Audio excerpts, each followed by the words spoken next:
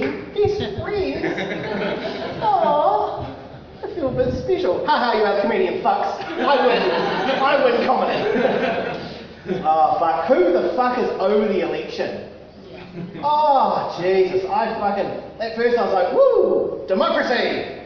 And now I'm just like, fucking who cares? Do you know what I mean? Like, who the fuck cares at this stage? It's just like, you know what it made me learn? Is it made me look at humanity as a whole. And I realised it made me learn that, fuck, we moan a lot. Do you know what I mean? As human beings, we complain a fuck ton. And I was like, well, why do we complain so much? And then I was in a coffee shop the other day, and the guy sitting to this side of me, misdirection. It was like, I don't remember the story. Like, he ordered a coffee, and it came with cinnamon on it. He was like, well, I really wanted chocolate on it. And he fucking bitched and moaned to his girlfriend for 5 minutes. And I was like, you fucking cunt. Do you know what I mean? And I was like, what complete arsehole bitching to his whatever she was. I assumed girlfriend, but it could have been his mother, to be honest. What a cunt. Do you know what I'm saying? Like, Jesus, get over it. And I was like, oh my God, because for hundreds and thousands of years, us, as human beings, haven't had to endure some fucking terrible shit. So I went home and I did some Googling, ladies and gentlemen. And you know what I learned? I learned 100 years ago. Do you know what the average lifespan of the average human was 100 years ago? 46 years. No, fuck, no, it wasn't. 43 years. Yep, 43 years. It has to be 43 years for the next little joke. Which gives me 10 more years to live. And then, do you know what it was 1,000 years ago? 26. 26 years. Like the average human lasted 26 years. 100 years ago, do you know what the average cause of death was? The flu and pneumonia.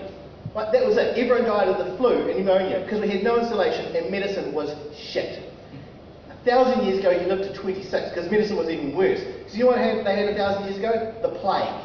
The plague happened. And I've got a list, ladies and gentlemen, I'm going to read you, which is 10 suggested cures that they put out to cure the plague if you got it. Are you ready? And this is going to blow my mind. Here we go. Number 10, aromatherapy. Sleep with lots of flowers and put a posy in your pocket. Like the nursery rhyme. Do we all know the nursery rhyme? Do I have to sing? Sing! Fuck no. 10. That was 10. That was number 10. That was the 10th worst suggestion. Right? Number 9. G'day, come in. We're just talking about the plague. Came in a good time. Number 9.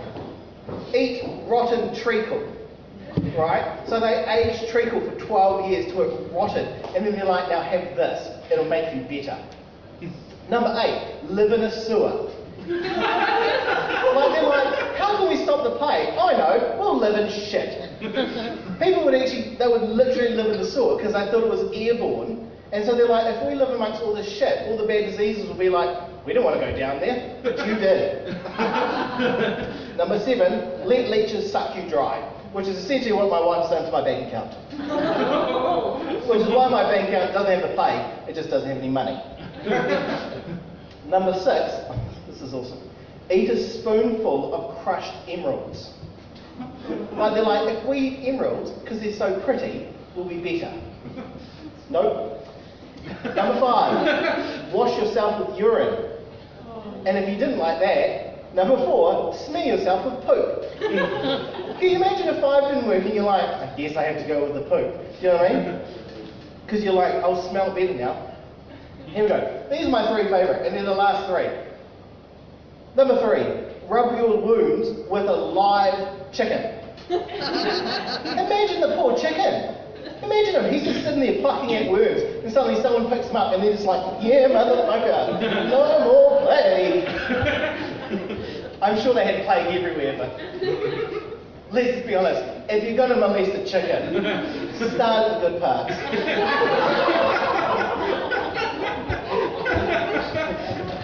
Number 2, pray. Really? And number 1, now, fuck. Before number 1, disclaimer, I didn't come up with this, I just Googled it, right? And I'm not saying if you're feeling a bit fluey, go out and do this. I'm just saying this is what they did in like the 12th century. Number 1, kill Jews. Bit shocked, I was. I could not believe it. Honestly, the Pope was like, don't worry, you'll still go to heaven. They killed Jesus. There was actually 11, but the 11th one was death. So, if you died, you got a bit better. But we did live in a fucked up society, and what was more fucked up with that was that when I was Googling that, I was reading that at the moment, the biggest, I said before, the biggest cause of death 100 years ago was like pneumonia and flu. Do you know what it is right now? Heart disease and diabetes. Well, in this country anyway. Which means, essentially, we went from being cold and having no medicine to sorting that, and now we just can't stop fucking eating. Which is ironic, me telling you that. But what was more ironic is while I was reading that, I kept getting a fucking pop-up for KFC, which worked. Ooh, 3-piece quarter pack. So, no, I didn't really go get KFC. I've actually been on a diet, which isn't going well. So, my doctor's like, you can just eat salad. Everything's salad. And I was like, well, salad's a bit boring. He's like, spice it up, put whatever you want in it. I was like, okay, so I put pizza in my salad. I just get a big bowl and just put a cheese pizza in the middle of it, which is good. The problem is, by the time I finish the pizza, I'm a bit full for the salad. Fail. Never mind. Oh well. So it's not going well. My doctor's like, you should cut out bread. So I stabbed him. Bread, right? Who doesn't like pasta? You know what I'm saying? Like carbs. Oh fuck, I love carbs. But anyway, so he's like, okay, if you can't stop eating, you fat fuck. Well, he didn't say like that. He's actually South African. He said it with an accent. So he's like, go to the gym. And I was like, all right. So I went to the gym, and it didn't go well because I went to the gym, and they're like, this will be your personal trainer. And he had this name I couldn't pronounce. And it's not because he was from a weird country. It was still like Glukglok or something like that. But I couldn't quite, he was actually Swedish. And it was a real cool name, but I just couldn't quite blur. So I had to call him Bill. So he's like, now I'm going to make you work out real hard. He's like, we have to weigh you first. And I was like, oh man, I hope you got a lot of numbers on that machine. And he's like, don't worry. But he's like, when you get on the machine, like this weighing machine, it'll make a bit of a noise. Don't panic, it does that for everyone, no matter how big or small they are. It's just an old machine. It's got a bit of an old spring in it, and it'll just make a little squeak. And I was like, oh, well, that's reassuring. It didn't squeak, ladies and gentlemen, it just went, ah! So, that was a hard day. Well, for the machine. Not so much me. But then he's like, okay, so what we're going to do now is we're going to give you a fitness test. And then from that test, you're going to get a fitness number. And we're going to enter that number in our database, and then we're going to find out what you need to do to get fit and healthy. And I was like, great. And he's like, okay, the numbers will be from 1, which is extremely poor, and I was like, sign me up, to like 20. And I was like, cool, all right. He's like, let's aim high. Let's really go for it. I was like, okay. So he put me through all this test, right, to do like sit-ups and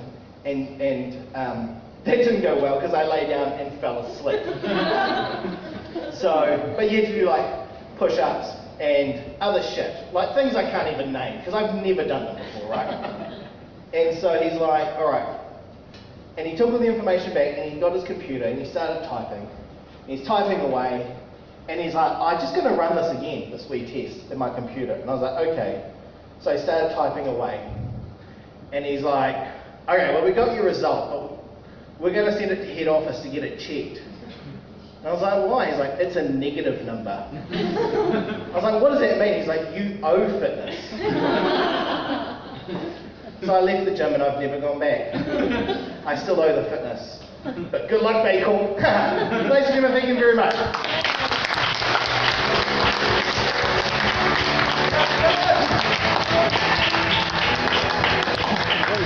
I'll be honest, Dylan, when you talked about molesting chickens, I looked straight at Farmer Nigel and he picked it up. And I couldn't tell if he was worried about the animal's welfare or whether or not he was like, oh shit, they're getting on to me. Do you have chickens on your farm?